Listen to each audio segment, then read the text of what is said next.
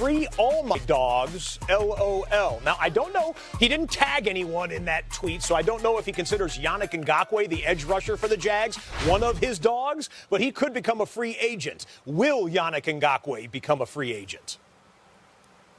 No, he's not going to become a free agent. The Jaguars are expected to franchise tag Yannick Ngakoue, but that does not necessarily mean that he's going to be a member of the Jaguars. First of all, they do envision him on the team. They do plan for him to be on the team. However, pass rushers are in such short supply this year.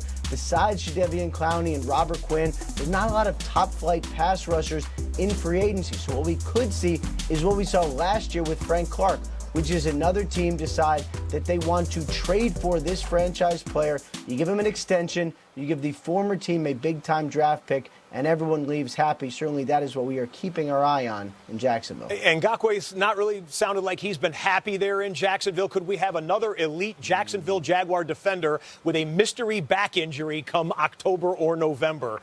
If there is, Ian Rappaport will have that news, I am sure. God help us. Thank you, Ian. Take a look at A.J. Boye here. Again, he was a Pro Bowler in the 2017 season, the 2018 Pro Bowl. And then this last year, interceptions have dropped off in the last couple of years to just 2. If you're looking at the interception numbers, we look to our star defender, Willie McGinnis. What are they getting in this year's A.J. Boye? Well, what I will say is, first of all, with the Jaguars, you're losing a lot of talent. I understand what Ian was saying of clearing cap space, but how about retaining some of the talent? You lose Dante Fowler, you lose A.J. Boye, Jalen Ramsey, a big name, big-time player, and then Yannick is not going to be happy with getting tagged, so you could possibly use him, or he could come up with the mystery injury. So I would say this was a team that was 2 years ago a couple of plays away from winning a Super Bowl or going to a Super Bowl with one of the most dominant defenses. So it seems to me that they're moving on, they're getting young, or they're trying to redo the defense. So either way, you're losing good talent. Let's just hope you're bringing back good talent back into the building.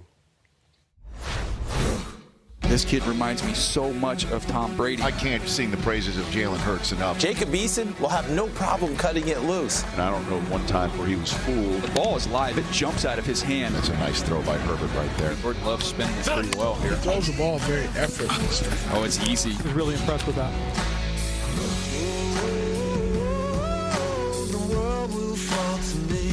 You might have something with him. You got to trust yourself and let it go. I don't think he's going to get out of the second round. He's an outstanding prospect. Now you're getting a revelation.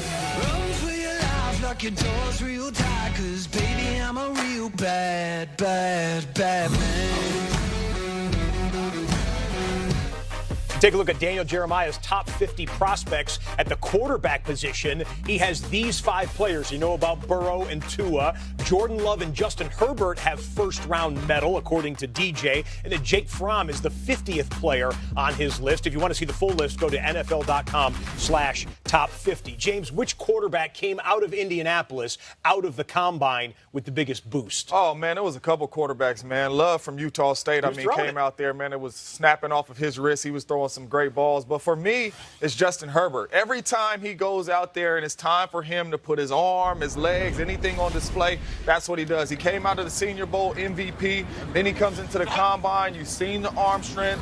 And then he runs the 40. You see how athletic he is, being a 6'6" kid. This kid, every time he goes out there, he checks every box for the scouts. And when you do that and then you go back and turn the tape on and see how special he was at Oregon, going out there making the plays that he made at Oregon, this kid right here is moving himself up in the draft. Every time he goes out there, he gives the scouts everything they want to see and more. Love and Herbert, 2 guys that threw. Tua Tagovailoa did not throw, but he had a good combine. If you listen to Ian and our experts saying that the medicals came back solid for Tua, so he got a boost in Indy without even participating on the field drills. All right, JJ, thank you for that. You talk about Justin Herbert, your guy. You're going to see him at his pro day. We have a pro day special here for you. NFL Network's Path to the Draft. Hey, just want to be the best. Well, when Chase Young's in the green room in the Las Vegas draft, they better take pictures quick. He's not going to be sitting there very long. No. We talked a lot about him at the Combine, even though he didn't do field drills. Right. We know about Derek Brown, the defensive tackle from Auburn. Isaiah Simmons wowed everybody from Clemson. You were on the sidelines in Indy. Give me some defenders that caught your eye that you want to educate America about. How about Willie Gay Jr.? Here's a guy who played linebacker, and he ran a 4.46, one of the fastest linebackers in the draft. But here's a kid that I had at the opening when he was a young. Energy, a motivator, a guy that plays every down. He's going to be around the football. He will come up. He will thump you. He's good in space. We see him right now in the ball drills. Very good with his ball skills. And here's a guy right here that can come in the locker room and be a leader day one. Kind of reminds me a little bit of Devin Bush with the Pittsburgh Steelers. A guy that can play in the NFL right now. Bush had an excellent rookie season and was a leader on that Steelers defense. And here's Big Job Tennessee. Here's a D tackle. Get it, big fella. Out of Utah. Now, I coached this kid at the East-West Shrine game. Okay. One thing I like about him, he's compact, he's explosive, and he's powerful. Lost about 20 pounds, Scott. So from wait, the 318 was down 20 yes. pounds. So he lost about 20 pounds from the East-West Shrine to this. Moves well, but inside, he's powerful. He's developing some pass rush moves. He plays the run. You cannot move him. He plays the run very well, and he has a couple of moves, but he'll get at you. Utah defensive tackle. An Ohio State guy caught your eye as well. Yeah, man. When I see these long body guys with length, Malik Harrison, one of those guys that can play outside linebacker, that's rangy, that can drop into space. You see the explosion right there off the backs? He's comfortable. Fluid there. Real fluid. Tall guy that could also put his hand in the dirt on third down if I need to rush him.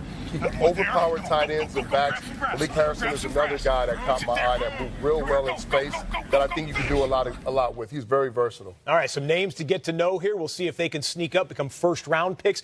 Daniel Jeremiah put out a post-combine mock draft. Right. He's got 15 defenders, so we're almost 50-50 in defenders and offenders there, and offensive players, that is. Let's talk one more defender, though, as it's time for Next Gen Stats powered by AWS. Everybody's got Chase Young being the first defender off the board, but the guys at Next Gen wanted to take a look at how he stacks up with recent star edge rushers transitioning from college to the pros. They have a production score. Just think of it as like a 99 is almost perfect scale. Joey Bosa gets the highest grade coming out in the last few years of edge rushers. Chase Young is right in the middle of all those guys. Of course, Myles Garrett was former #1 pick.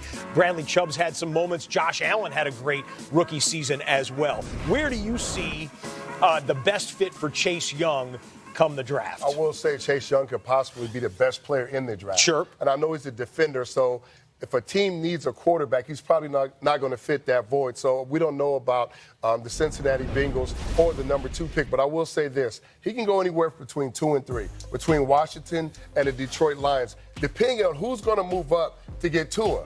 Because Tua's a quarterback. That's the wild card. That's the wild card, and teams need quarterbacks. But he will be one of the top 5, top 3 players off the board. He's an impactful player. He's a day one starter. If you're playing a 4-3 system, he's a guy who can play at defensive end. I would not stand him up. I would not play him at outside linebacker because I wouldn't drop that much talent in the space. He can do it. He's athletic enough. He has the mentality. He has the wherewithal, and he has the want to get better, and he still has a lot of upside. He has not peaked yet. Yeah. So this kid is very exciting, but he is the best, to me, in my opinion, the best player in the draft. Look at Washington is sitting in the catbird seat right now. They could draft Young just straight up. Yep. They could draft Tua if they want to get an extra quarterback, or they could say, hey, Miami or somebody else, come and get it. We want first-round picks for that second overall selection. And it possibly could happen. And it could happen as well. Well, Chase Young didn't do the field drills, but he was on the field with our Colleen Wolfe interviewing all of the great defensive linemen in Indy.